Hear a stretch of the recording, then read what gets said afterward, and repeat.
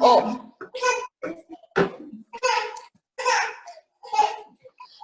no terceiro, a educação de Daniel e de seus companheiros.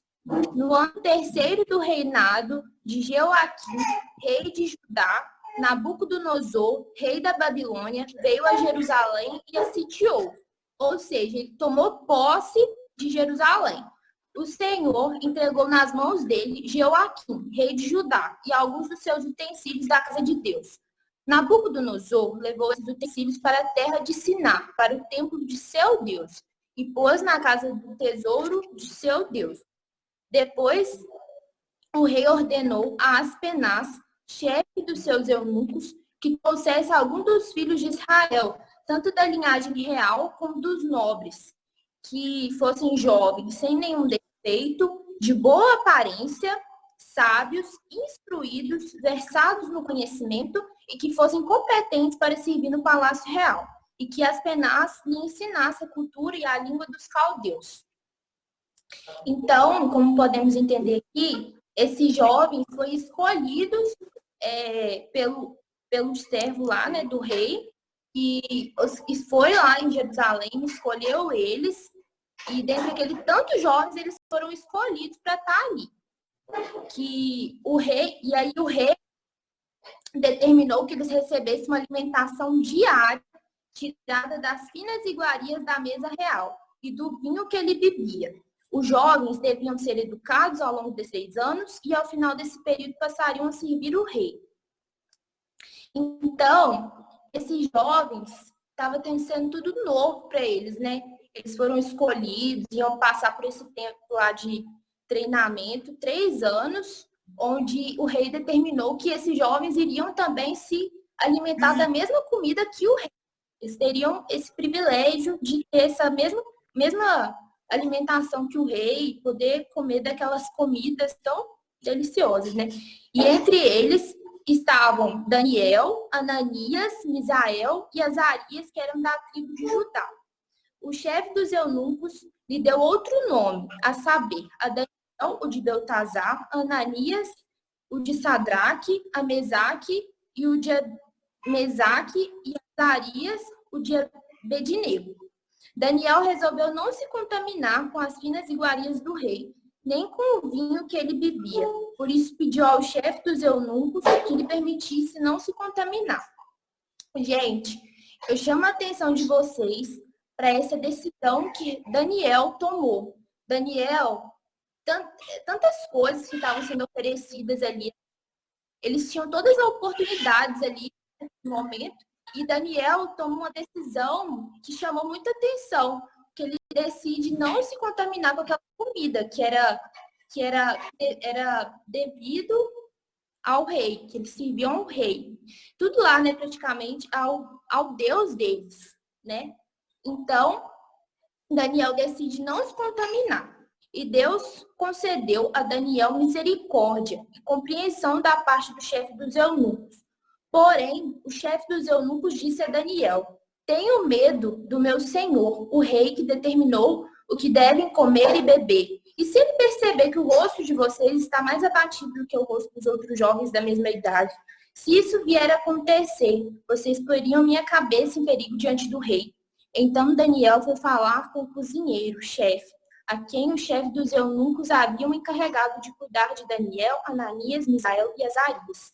Gente, é incrível o cuidado de Deus, porque Deus tem misericórdia dele e toca no coração daquele homem, do chefe, porque Daniel vai conversar com ele e ele se comove com aquilo. Então, ele deixa ele lá conversar com o chefe dos cozinheiros e Deus trabalha no coração daquele homem de tal forma, porque ele compreende Daniel, apesar que ele ficou com medo, né? Ele estava com medo do que o rei poderia fazer com ele, mas ele é compreensível com aqueles jovens. E, olha, continuando, Daniel disse a ele: por favor, faça uma experiência com esses teus servos durante 10 dias, dê-nos legumes para comer e água para beber. Depois, compare a nossa aparência com os dos jovens que comem das finas iguarias do rei. Dependendo do que enxergar, o Senhor decidirá o que fazer com esses seus servos. O cozinheiro-chefe e fez a experiência durante 10 dias.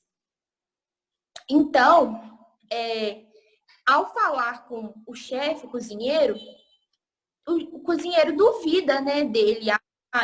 Ele pensa assim, nossa, será que ele vai conseguir ficar comendo somente legumes? Eles vão emagrecer e vão ficar pálidos e não vão conseguir. Mas aí Daniel fala com ele para fazer essa experiência. Vamos fazer uma experiência durante 10 dias. E então ele topa, né, de fazer essa experiência com os jovens.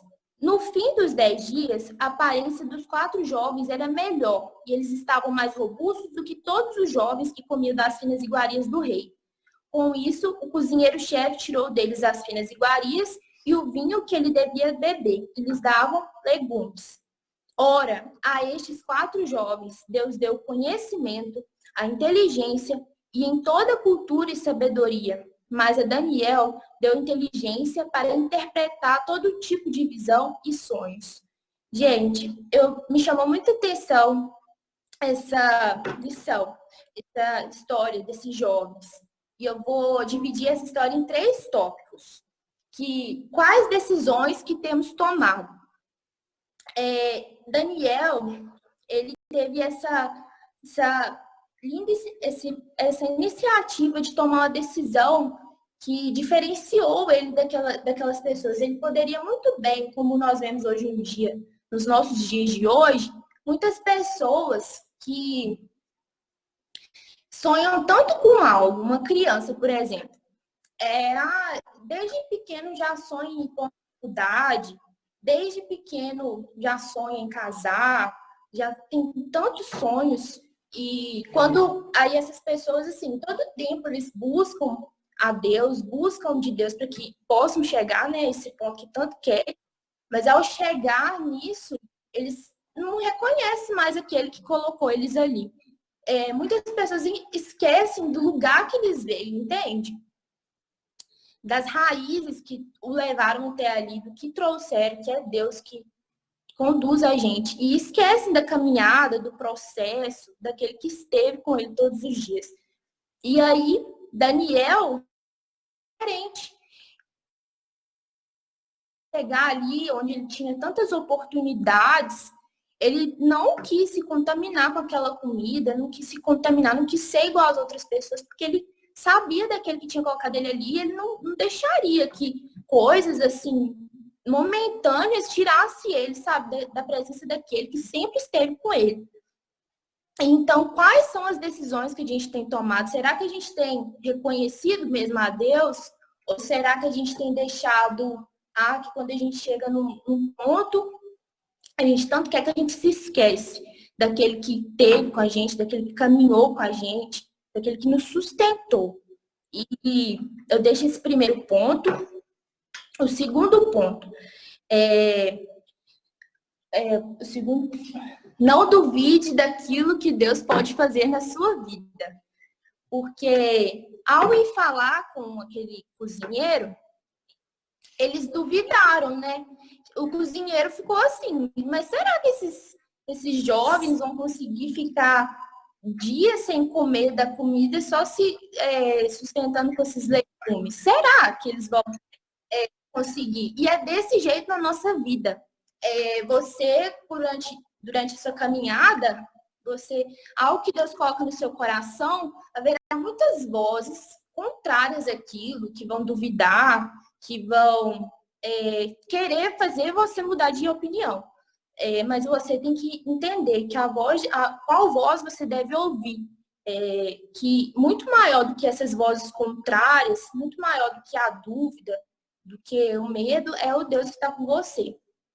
E Daniel ele foi muito corajoso, né, em ir falar com esse chefe e ele topar fazer essa experiência com ele. E então, eu deixo esse ponto. E também, não duvide daquilo que, assim, se você pode tirar algo da sua vida, e Deus falou, já colocou no seu coração, que algo pode ser assim, tirado da sua vida, aquela coisa que tem te atrapalhado, por exemplo, lá se Daniel topasse comer daquela, se contaminar com aquela comida, não duvide que Deus é capaz de te dar força para tirar essas coisas. Tipo assim, por exemplo, lá muitos jovens poderiam ter que estavam se contaminando com aquela comida, estavam se fartando daquela comida, mas nem por isso eles estar sem aquela refeição não significa que eles iriam fraquejar ou não chegar no lugar onde Deus queria que eles chegassem. E o terceiro ponto que eu coloco, que no fim é que Deus honra.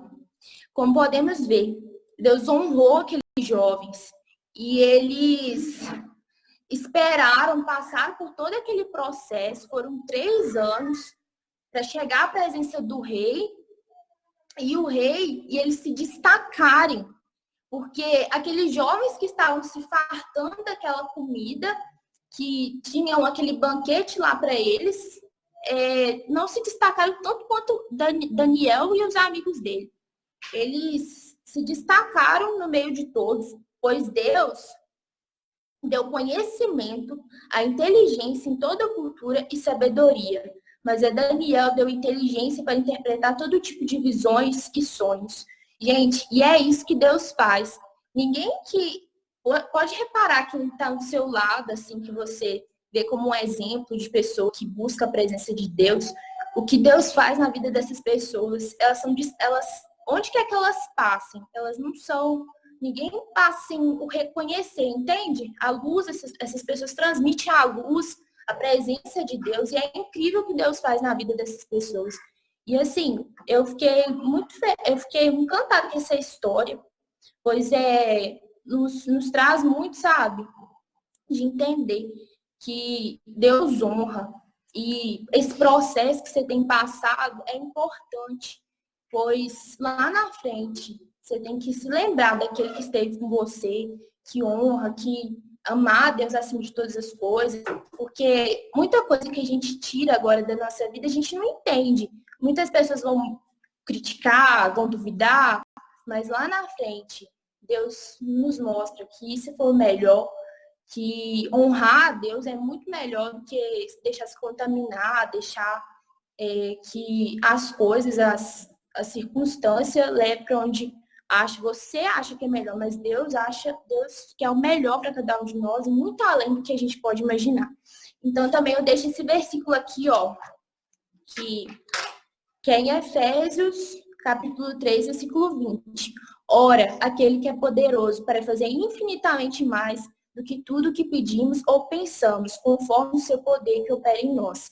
A ele seja a glória na igreja em Cristo Jesus, por todas as gerações, para todos sempre. Amém. E esses jovens nunca imaginavam, né, o que Deus faria na vida deles. E é isso. E também eu chamo a atenção de vocês, porque mais à frente, novamente, a fé desses jovens é testada.